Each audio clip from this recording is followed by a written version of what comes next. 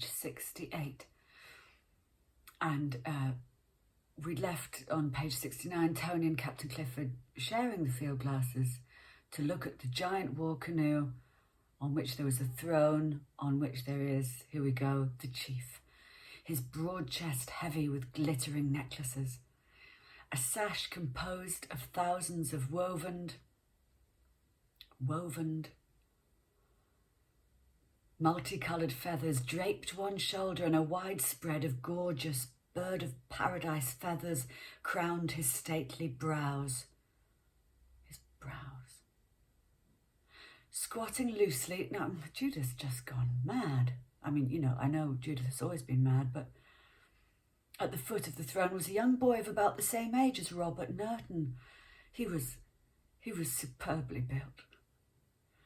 That boy over there, superbly built, with all the grace and dignity of a young Apollo. And although his golden brown body was clad only in a brief strip of bark lion cloth, and it says lion cloth rather than loin cloth because Judith never ever thought about going back over this page, of bark lion cloth, he was clearly the chief's son. Oh really, was he? Was that clear to you? And the future ruler over the natives. You can't see that, Tony and Clifford. They look as though they mean business, Tony. Nasty business.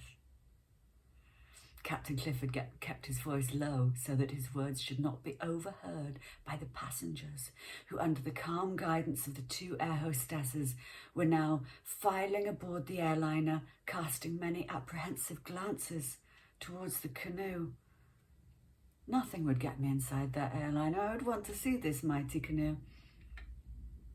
We'd need a lot of rifles to keep that crowd at bay, Skipper, commented Tony thoughtfully, or not very thoughtfully really, is it?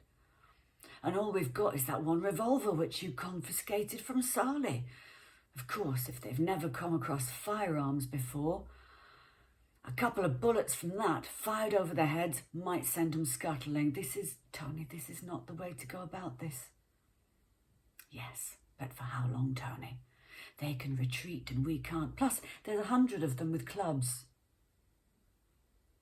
Sooner or later they'd be back, and the next time, if they decided to charge us from all sides at once, one revolver wouldn't be much use against all their spears and arrows. Tony now had the glasses focused upon the face of the boy squatting, loosely squatting, do you remember? Squatting at the chief's feet. The chief's feet. It was an attractive face, full of the joy of living, and you could see a lot with these field glasses. Full of the joy of living and the spirit of adventure of boyhood, bearing no trace of inherent evil in it. Because always remember that inherent evil can be seen in a face. Remembering, end of the page, bloody hell.